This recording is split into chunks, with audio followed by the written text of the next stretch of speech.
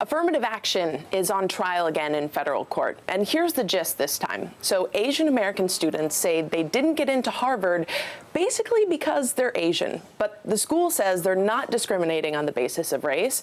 They do consider it, but it's only one of many factors. So the question is, should schools consider race when deciding who gets in? We have actually found two college students who are willing to break away from their midterm studies to debate this with us. So Rob is a junior at NYU, and he is against affirmative action. Julie is a junior at Barnard, and she supports it. So here's how this is going to work, guys. We have 15 seconds allotted for each of you to give some opening statements on this topic, and then we'll get into the discussion, the details a little bit. Sound good? Sounds good. Okay, cool. So Rob, we are going to start with you. Why are you against affirmative action? Affirmative action doesn't allow people to grow on their own merit. It stymies growth, and at the end of the day, people who don't succeed or don't have the ability to compete for their success end up losing in the end. All right, some interesting points there. Julie, we're going to go to you next. Well, since Asian Americans is suing Harvard, so I'll first of all say that affirmative action benefit all Asian Americans.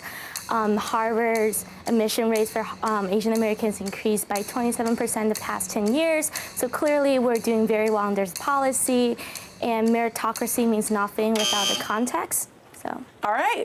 Basically, you have one minority group here saying that they have been disenfranchised by policies that were created to help another minority group. Now, do you think those grounds, does that mean that we should reconsider and re-examine this whole thing? I don't think so, because first of all, affirmative action, even though it was created in the background of civil rights movement, which is predominantly led by African Americans, but affirmative action has evolved to a policy that helps all minority groups, and Asian Americans certainly benefit from it. I hear what you're saying, but at the end of the day, I don't think that people should be penalized because of their success. And that's what this policy does, right? Like Harvard's policy penalizes Asian Americans because they have succeeded academically.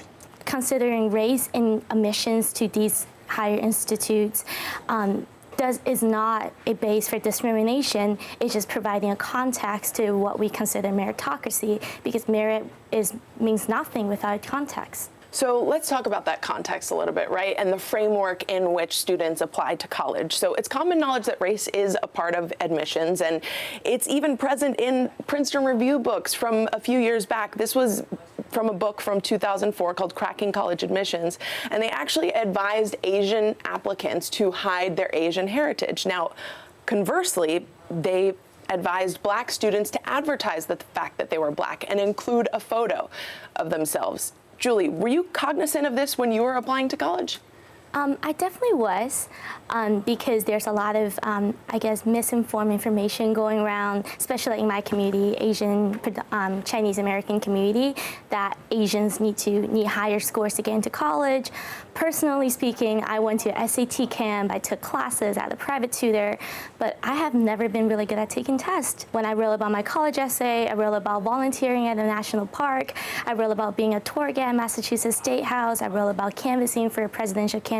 There's so much more to who we are than just our scores, and those are all factors that colleges need to look at. I noticed Julie didn't talk about race. I actually wrote a lot of my essay on the fact that I moved to this country when I was 14. By you talking about canvassing for a presidential candidate, highlight some of the issues or highlight some of your attributes that you have other than your race. And that's what I'm talking about when race shouldn't be a factor. It doesn't have to be a factor. Was it something that you were aware of? Did you broadcast your race at all or talk about it at all? I didn't talk about it at all. I talked about my work experience. I talked about my academic experience. I talked about things that I do that I'm interested in.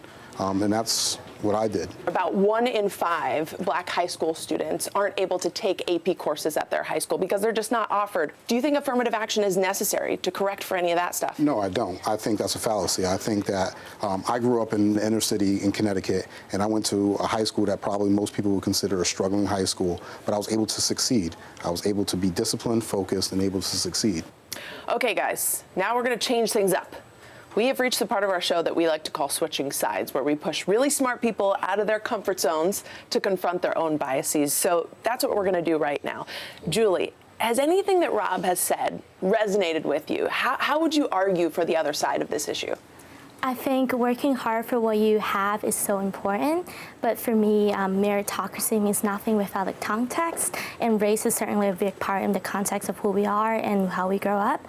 And I think we can both agree that racism exists, and that's why affirmative action matters. Okay, so we got a little bit of common ground there. Rob, I'm going to ask you to switch sides as well. I mean, I think that affirmative action does help with diversity on college campuses and inclusion on college campuses. And you think that's a good thing? I think it's a good thing. Yeah. I think it's a good thing.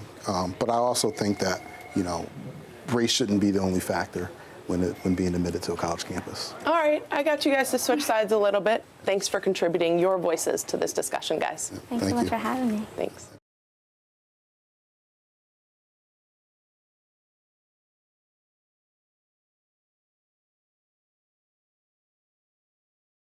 Hey, NBC News fans, thanks for checking out our YouTube channel. Subscribe by clicking on that button down here and click on any of the videos over here to watch the latest interviews, show highlights, and digital exclusives.